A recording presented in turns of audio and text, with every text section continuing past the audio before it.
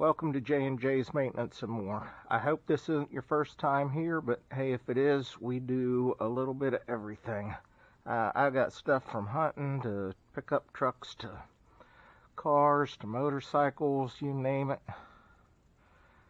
And I'll do it. Anything that looks cool or anything that I believe might be able to help you out. So today what we're going to do is we're going to go ahead and we're going to pull the cam bearing. This is a 1995 Harley Davidson Evolution engine, 80 cubic inch. I had a pretty radical cam in it. 110,000 miles on the cam, lifters, bearing, everything in here. So I decided it was about time to change it out. And that's what we're going to do today. So the first thing that I'm going to say about this is, if you're going to do this job yourself, either borrow or buy a bearing puller for this single cam 80 cubic inch Evolution engine. I'm not advertising for gyms, but this is the bearing puller that I have because it's good. You cannot pull this bearing, or it's very unlikely that you will be able to pull this bearing with a regular puller, because of the way the lip is on the inside of this bearing. It's more than likely going to break the case whenever that you try to put it in there and put a regular puller in there and pull it. So borrow one, spend the money on one. It don't have to be a Jim's. It just happens to be the one that I have. So what we're going to do here is we're going to take this, it's slotted. I haven't done this in a while, but if I remember correctly, it slides right in like that, pushes in, and then you pull it back out. Then what that you're going to do, if you saw where the end was slotted on there, you're going to put this in here so that it cannot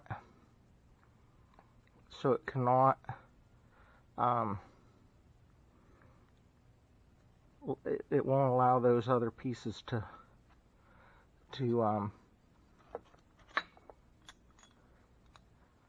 squeeze back in when you're pulling out the bearing. So anyways, all that you do is you slide that in there like that we just did. The end of that puller squeezes in and then pops back out, and it comes out to about the size of the bearing, the outer edges of the bearing. Then you're going to bring this and snug this up like so. I'm going to make sure that this thing is still going, and it is.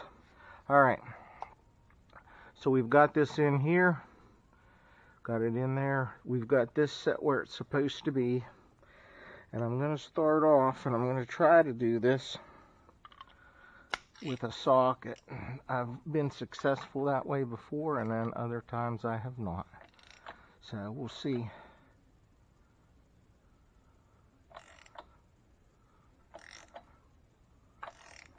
You bring it out nice and slow. It feels like it's coming out.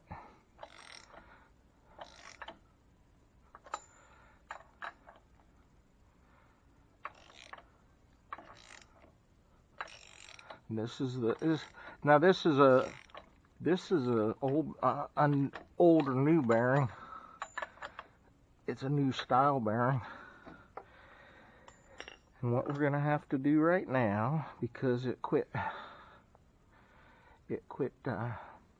cooperating with me. It's everything's spinning.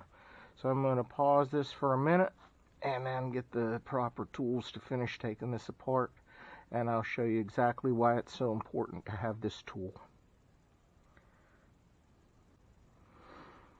Alright, here we go. So, this is a 1 1/8 inch nut right here.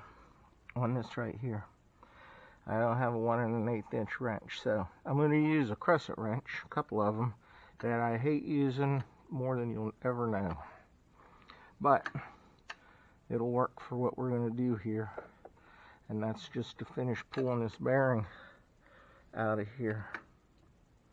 So,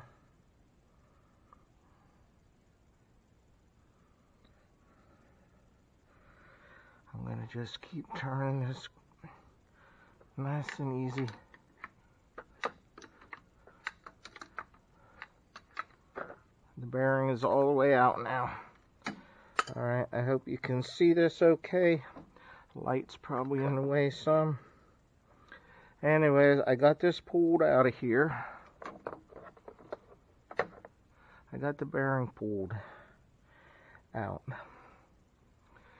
Now what I want to show you here is, if you notice, I'm going to take this all apart here.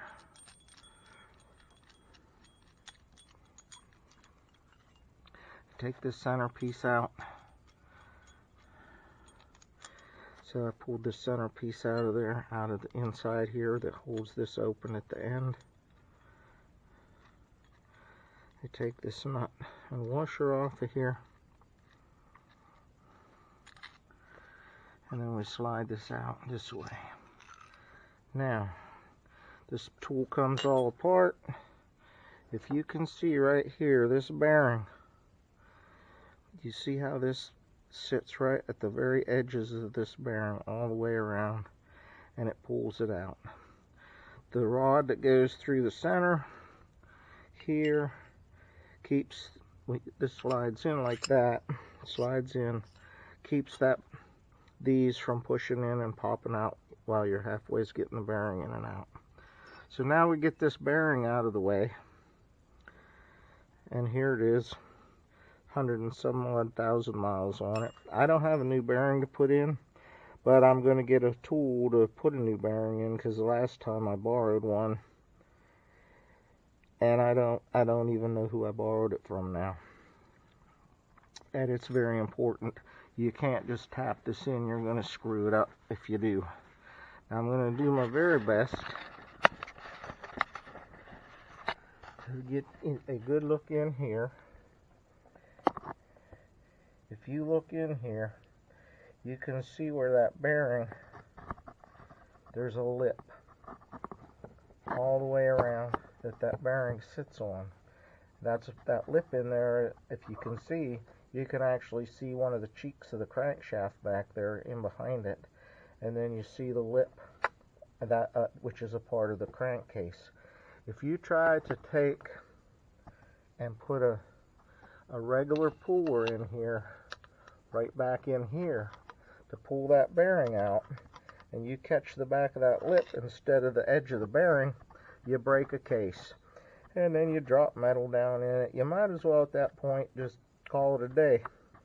Pull the engine and get it to somebody who can fix it, or just get a new engine. So anyways, we'll get back to you when I get ready to push this bearing in and finish assembling the motorcycle. I've got a new breather valve for in here, new camshaft and everything. So anyways, I hope that this is helpful to some folks out there, and please like and subscribe to the channel, and